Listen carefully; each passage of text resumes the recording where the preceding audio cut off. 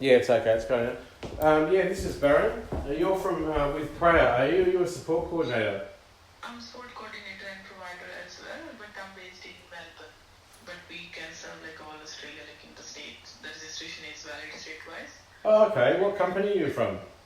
IV Health? IV Health. Yeah, IV Health and Support Services. Is it I for Igloo, V for Victor? Yeah. Oh, okay. Yeah. No worries. Well, yeah, I don't know how much Preya's told you about my situation. What do you know? So she has mentioned that you don't want to be with the current provider and then you need to change it. Yeah. And about your housing situation, that is all. Oh, okay. Yeah. Well, I'll give So you. who's your current provider? So the provider's called Able Point. I'm in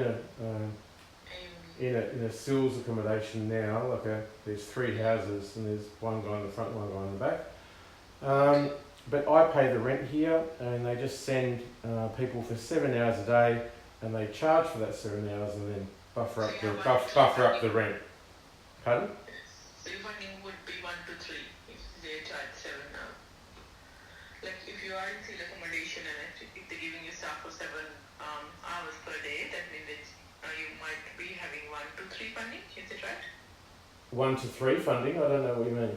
So how many people live in one house? Oh, so there's 3 separate units, 3 little houses. Yeah. It's just that there's 3 of us in one spot. I've got my own little place. It's 2 bedroom. Yeah. But I'm being abused and neglected here, and I just want to get out of here. So what are the main concerns? So yeah, as you mentioned, so you would be getting like 1 to 3 funding, which happen. What in that mean is that one staff can look after 3 people. Yeah, no, there should be someone here staffed 24/7, but I get 7 hours to support a day. They bill for 7 hours. 24 hours, yeah. I mean, not for you, like 24 hours. Yeah, for the others, yeah. Look, I pay some rent here out of my pension, so they make me pay for the rent, and then they buffer it up with the money they get from the corruption when they just bill for it, But I don't know how much praise. How about the bills? Sorry? How about the bills and the house maintenance? Look, there's so much corruption here. I'm banned from calling them. I haven't got a lease. There's no formulas set out for how I pay bills, who pays bills, anything like that. It's just a balls up, And I'm trapped so here. When you enter into this seal agreement, so who owns the house? Is it the provider, like who leased it? So the provider leases it off the real estate. Oh, okay, fine. Yeah. And then the bills, if you don't know, may be paid by them because if you are under state trustee, yeah? Well, the state trustee should be covering all of my bills. So, but I think they're trying to. I think they're trying to dump me with the electricity bill and then get me to pay it out of my pension. It's just disgraceful how they're treating me. Yeah, normally it gets but how much electricity would you be using because it's direct concession if you're on disability pension and then that. Yeah, I think just stop splitting hairs on who pays bills and stuff. I want to just let me speak. I'm trapped here. I'm unable to leave, and I'm being tortured, abused, and neglected, and I'm financially abused. Preya rang me out of the blue, and she's helped me in the past, but she's also participated in my further exile, in evicting me from accommodation, and kind of abusing me herself. But she has helped in a little way of giving me some money here and there. She's contacted me again out of the blue. I'm on the cusp of an internationally significant justice claim. It's worth tens and tens of millions of dollars. And I think Preya has sensed this, and she's tried to get back in touch under the guise of helping, just to get proximity to my case and kind of say she helped me. I'm not sure of that situation. But the support coordinator I have at the moment is all the way in Perth. I've never met her, and it's just ridiculous that she's in Perth. Further than that, she's participated in a knowledge of an attempted assassination attempt by Bill Shorten, and she's remained in place while I've been evicted, in political exile, in living in my car across Canberra, South Australia, northern New South Wales and New South Wales, and she's kept her position the entire time, and she's left me to live in my car with my therapy dog with no heating or cooling, on the run from people trying to kill me. Everyone knows this. Everyone knows. No one can dispel the evidence or prove it's wrong because it's right. And I want to remove her from my life. I've given her legal cease and desist notices. She refuses to be removed. But if you can appoint yourself as someone who I can actually have... What's her name? Her name is Suki Tear, Sukhi Tear. I can give you her contact number and stuff. Yeah, I'll just write your name. What was your name? I'll write it down. So Davinder. Davinder. But you can call me Ivy also if it's hard for you. Davinder. Davinder, okay. And I'll just write down your support coordination company. It's UV. I for India, V for Victor, Y for York. Oh, sorry. Just spell that again. So I. V. V. Y. Ivy. Ivy. Yeah, I can send you a message also, all the details. Oh, okay, no worries. Support. Now, the problem we're going to run into, and the problem which everyone who attempts to help me runs into, is that the public guardian will not give you permission to help me, and they decide, the support coordinator, and it's Suki Tear. She's in Perth. She's had a utterly disgraceful, it can't even be seen as bureaucratic oversight. She's politically targeted me and placed my life at risk deliberately. And she's cactus, you know. Ultimately I will get my justice. But I don't want her in my life, and I don't want to be in this house anymore because I've got active death threats of people coming to want to kill me.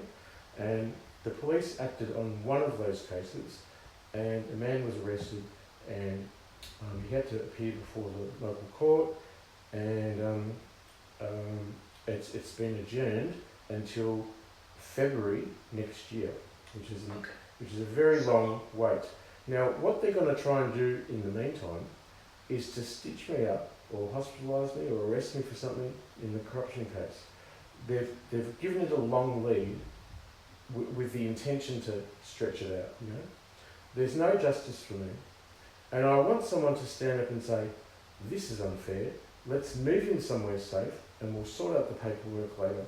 Because I guarantee that if you go to the public guardian, and that's just a gobsmackingly bureaucratic and arcane process, they won't grant you permission to help me. So I need someone to literally come in, know the law of the NDIS. It's about choice and control, and it's about I can choose my support coordinator, but the guardianship has control over my entire existence, and they've entrapped me here. Now, that's basically the situation, and I was pleased when Preya messaged me because I'm so financially abused. I have to beg for cigarettes and food and for my therapy dog, and it's just a horrible, horrible place to be. I only have. So when organised your current provider, was it through State Trustee or NDS? Well, funny you should say. I was living in exile in outback New South Wales, running from people who were killing me, and the police pulled me up, and they came with 3 cop cars and an ambulance.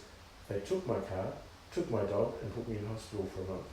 And while I was in there, they took my car. So they trapped me. And they left me go. I got out of hospital, and they gave me 1 night's accommodation, and then I had to live in the 7-Eleven without my therapy dog, under Suki Tear's care. And I finally made it to a hotel for safety after begging for money. And then the cops kicked down the door and took me back to hospital. And that's when an NDIS plan was whipped up, and they decided to put me in Goulburn with violent people in another share house situation, and it was just horrible. And I wanted to get back to Sydney because my fiance was there and my church was there, and I had some friends there. And so what area do you prefer in Sydney? I'm happy to be anywhere that's not here. You know, I'm happy to. I can't go to Victoria because Bill Shorten, the NDIS minister, has got legal. He stitched me up legally, and if I go back to Victoria, I'll get arrested. So I can't go back to Victoria. Well, they've ruined that relationship. They've intercepted all communications. I haven't got a single human being that I can call. I haven't spoken to anyone in weeks. And they've ruined every relationship, every friend. It's gang stalking, it's political corruption. They've targeted me beyond belief. But the thing is, they don't go to so much effort to target someone who's no threat. They only target people with the police and the legal aid and the media and all my family and friends because I'm significant. And I will win this. And it's dependent on if anyone has the courage to stand with me, or they have to fall by the wayside like everyone else. And that's the situation I'm in. So, as you mentioned that you want to change your provider, have you notified them that this is what your intentions are? Because you need to give them notice also. Yes, you would think that would be easy. I've done it dozens of times. I've called I've called the NDIS. I've created legally fortified, academically checked justifications that she shouldn't be in my care, and she just refuses to be removed. So the support coordinator. I'm talking about the provider as well. The provider, well, I'm literally banned from calling the NDIS, and every NDIS provider I ring, there's not one who hasn't been corrupt and treated me disgracefully, because they're all paid the blood money of the NDIS, so they can't critique the boss because they'll lose their wage. So I've been entrapped in place after place, you know, and I just need someone to act even just on a human dignity perspective, not under the NDIS banner, and just say, we need to get him out of this place, he's being tortured, abused and neglected, and just put me somewhere, and then stick up for me and say, look, he's abused, tortured and neglected, like, we have to move him somewhere, you can't do this to him, you know. That's what I want someone to do, but I haven't found a brave person to do that and stand up to the public guardian. And how long have you been living here with the current provider? I've been here, they moved me to Sydney, I was there for a few weeks, and there was an entrapment scenario where a vigilante entered the property and threatened me, and that was a deliberate, I think it was like to cause me deliberate physical harm, so I refused to go back. And Able Point alerted them that the police were coming and gave me the opportunity to escape, and then I refused to go back there, so they put me in this property, and the similar entrapment policies happened, and I've had threats to kill here. I have no safety, the police keep coming, and they just say, we'll put a note on the file, you know. So I live in fear. I have to lock the door. Pardon? Oh, about 2 months. 2 months. Yeah. And prior to that, where were you? I was in Goulburn, because that's where they found me, on the other side of Yass. I was in Goulburn for for about 3 months. They wouldn't move me. And I finally got out of there and got into Sydney to Camden South. And then that's when I refused to go back, and the vigilante was there, and then I came here, and there's more death threats here. So I'm not a popular person. That's okay. So the main concern is you want to change your support coordination, and you don't feel that you are providing proper care, and your provider as well. Yeah, I think I've been fairly clear. She was participating in an assassination attempt by Bill Shorten. She knew of it. I lived homeless in my car for months. That's not care, that's abuse. Okay, so what we can do, because tomorrow is public holiday, but if you could pass me the details, your provider and support coordinator, I'll get in touch with them tomorrow, or I'll call them tomorrow, or email if you have emails address. Email I can do now. If you want to drop me an email, you can drop me an email at just barondodger@gmail.com, my name. I'll spell it. Maybe you can text me. I'll text it to you. Okay, I'll text it to you. That's better. I'll text it to you, so we're in email contact. I must warn you, the email is intercepted by the Federal Police and ATO, so they see everything. They see everything.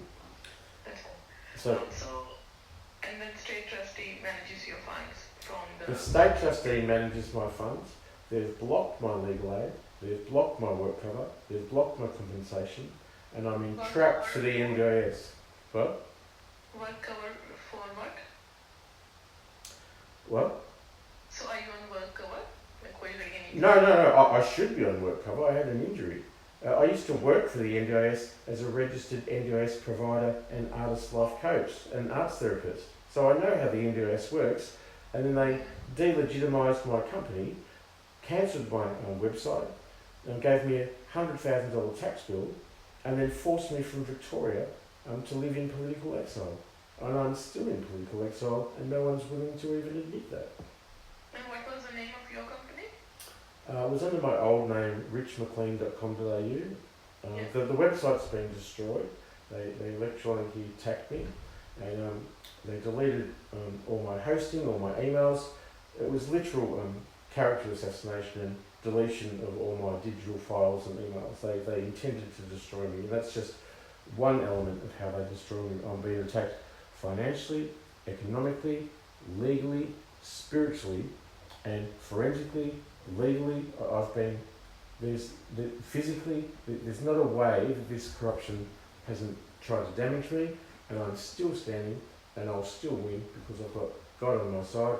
And when they pick to fight with me, they pick to fight with the God who has my back. So that's why I will lose. Comes for 7 hours, what do they do with you?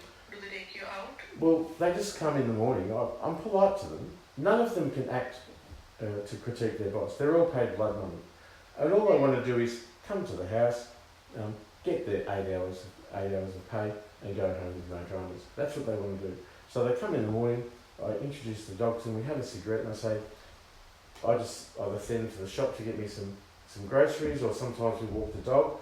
I'm unsafe walking the dog around here because of the violent threat, and so I get them to drive me away from their home so I can walk them elsewhere. But apart from that, they just hover and park out front of my house and surveil me. It's called social surveillance, and it's the NDIS, and they're all paid the same dirty money, you know. They're not earning anything. I'm quite capable. I'm a very intelligent man. I've got a PhD, and I've travelled the world, and I know exactly what's going on.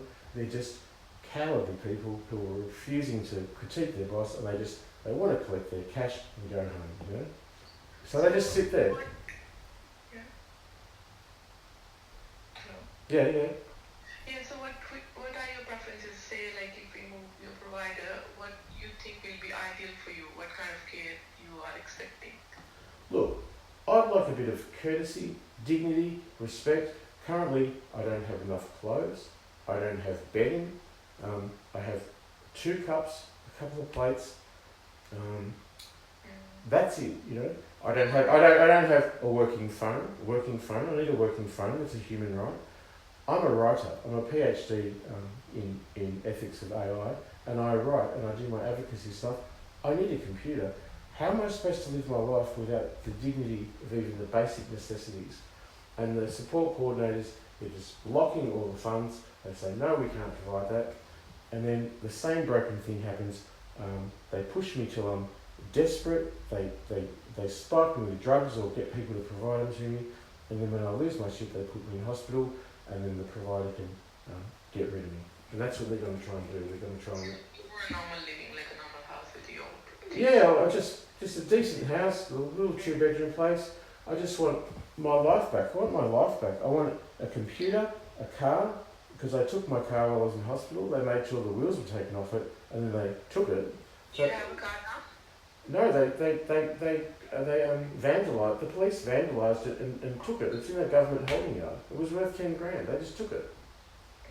And so the corruption is so profound, it's so systemic, and it's so embedded, and I'm really over it. And I just pray to God that someone sees this situation and stands up and says, this isn't fair what this man's suffering, and does it as a humanity thing, not just under the NDIS, you know, not under that auspice. So, are you getting any kind of allied health therapies?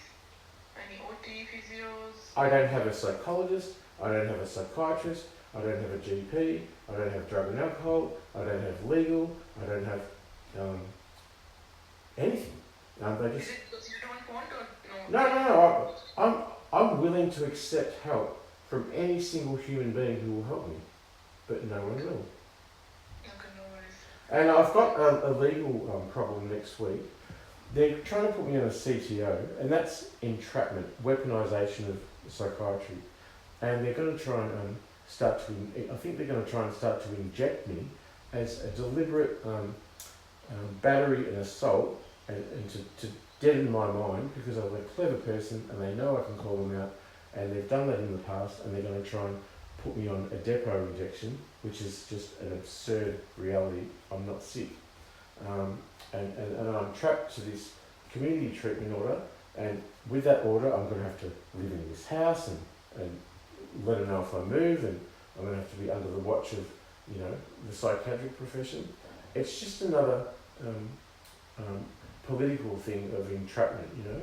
And I'm trapped here, I'm trapped everywhere. I just need someone to say, this isn't fair. Yeah, when was the last time when you went to your GP? When did you see your GP last? Well, I'm not from here. I don't even know where I am. I don't know the town. I'm not from here. I'm literally in political exile, just dumped here. What this is, it's an entrapment policy, because I'm a whistleblower and I've never been given protection. Instead of protecting me for calling out corruption, they double down and attack me. And so all the documents are out there on the internet. I've published it just with my phone, and they've had. If you need to leave the house now, say today or tomorrow, do you have any accommodation, any emergency, any friend or anyone? No, I don't have a single person in this world left to speak to, not a single one.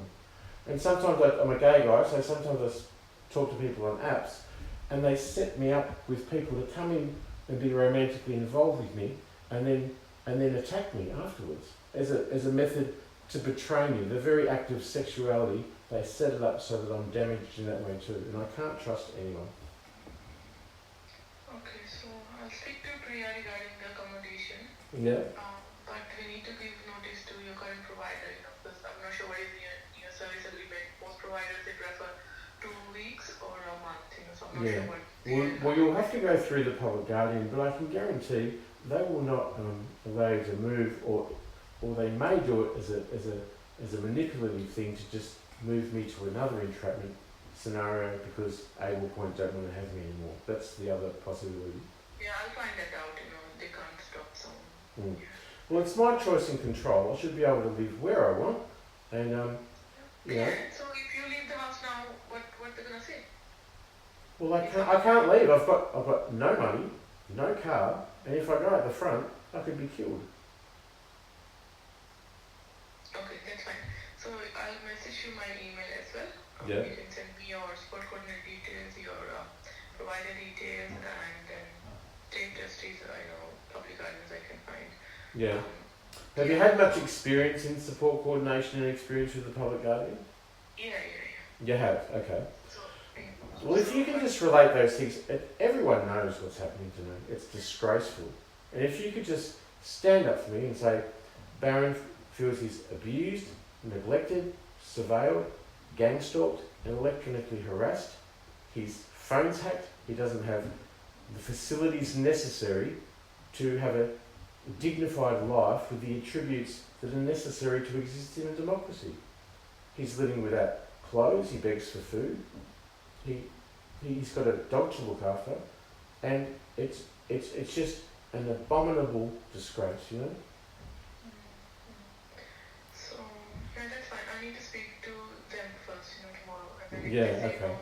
What did Preya say? Because she rang me up and she said she felt like she needed to apologise for me, but she said sorry, but I'm not actually sure what she was apologising for. I wanted her to actually She state. mentioned that she knew you, like she was helping you in the past.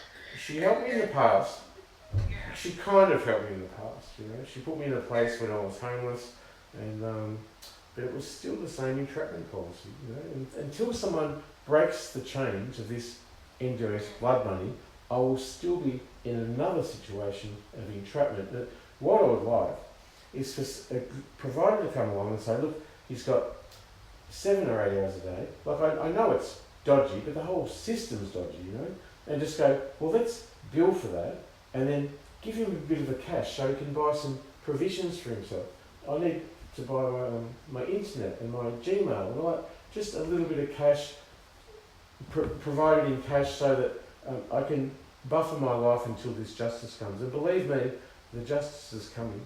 And whether people stand with me or not, it's up to them. But I will win, you know. And it's multi-million dollars. It's multi-million dollars. It's actually from 50 million to up to 100 million, $1 billion is what they've done to me. So, and it's coming too. So there's a good opportunity to have close proximity to my success and be known as one of the people who stood on the right side of history. Yeah, I just take one pill a night. I only take it because they demand I do, and they get the staff to watch me take it. But I really don't feel I need it. What I need is my dexamphetamine script, because they've taken that off me, and I was very high functioning on that medication. I can't hear you, though. I can't hear. I can't hear. It's gone dead. That'll be right. I'll call it that. You just went dead there. I don't know why. Oh no, I can't hear still. I can't hear. Hello? No, can't hear. They target my phone. They intercept all communications.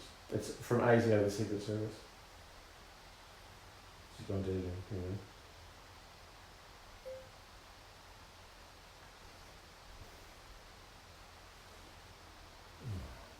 Not authorised me to. I can't even fucking call them.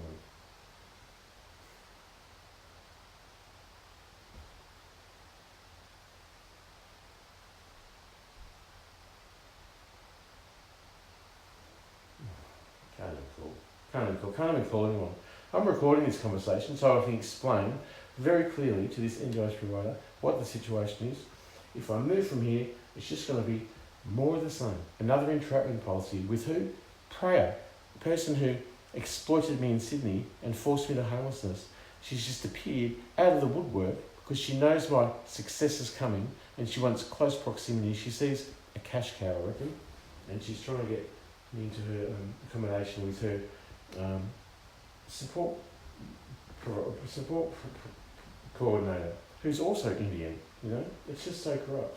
Here you go. She's just messaged me now. What she said? She says, I'm trying to help, but I don't have a house yet. That's the problem. I want to say, can you call me, please?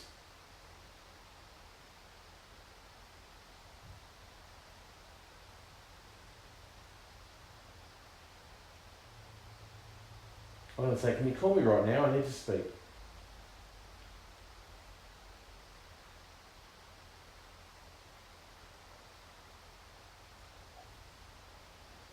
What she's trying to get Preya. I mean, she's Preya. She's not corrupt.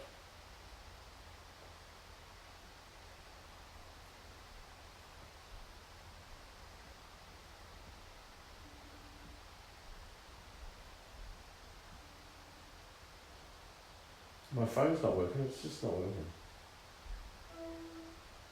Hello? Preya? Hello? Hello, Preya? Who's this? This is Baron. Hi. She hung up. I'm going to try to call her again. This is corrupt. This is corruption.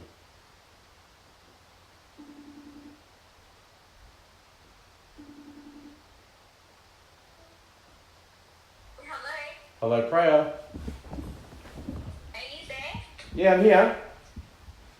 Yeah. How you going? I'm just driving. That's alright, you can drive and talk. Just 1 second. Yeah, are you there? Yeah, can you pull over? I need to speak to you. Keep going. Keep talking. I need to be somewhere. That's fine. Okay, well I spoke to Davinder from Ivy Support Coordination. How do you know her? She's my support coordinator. Alright, do you know her from the Indian community? No, she works with me. She's my friend. Oh, she's your friend, so you're quite close, right, okay. Alright, how many clients have you got nowadays? 6. 6, okay, so you're still quite small and groovy. Are you able to, what I want you to do is to put me somewhere and just work out the paperwork later, you know? I'm being abused. It's hard. What? It's hard, Barry. You know, to get a house these days. It's really hard. Yeah, I know. But can you try for me? Yeah, okay. Are you still under that trustee lady, that really rude one, that Suki something? Suki Tia, yeah, she refuses to be removed. Since I left you, Why? I've been homeless in Adelaide, Canberra, Sydney, New South Wales. They've removed my housing, removed my rights, and she's still in her appointed role. It's a disgrace. And I've had attempted assassination attempts, which she knows about, and she hasn't refuted, you know. So she's cactus. I will win this. No, The justice is so, coming. so where, the house that you're living in, is that the provider or is it rented? It's rented by the provider through the real estate. It's like 3 little houses together. There's a guy in the front who's very unwell, and there's a guy in the back who's very unwell who's threatened me as well. And I'm under death threats. I've got one guy before a court because he's threatened to kill me, and another one just threatened to kill me the other day. I just want to be out of here. I don't have clothes. I don't have a working phone. It's got a broken screen. Yeah, I've got Crystal. Crystal, she's been my only saving grace. Dog spelled backwards is God, you know.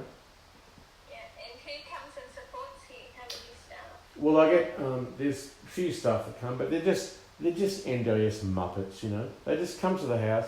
I go and get my shopping, or walk the dog somewhere safe because there's death threats out here, and they just like loiter out front of the house in their car for 7 hours and get paid and go home. I don't need them, you know. They're not helping me. And is it an Indian provider? Who's the provider? Yeah, it is an Indian provider. Oh, she's Nepalese actually. She's absolutely corrupt. You can't change your coordinator?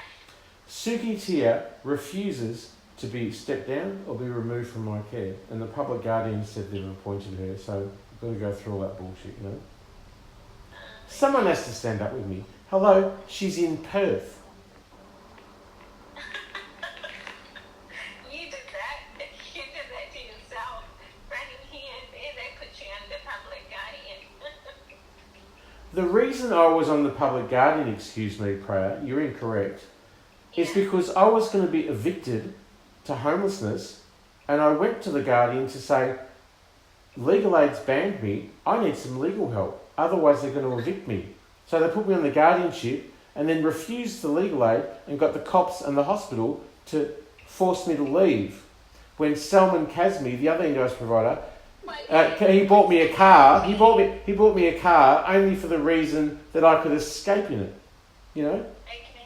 What's the guarantee that you're not going to run away from me? That's the thing. What's the alternative that I have?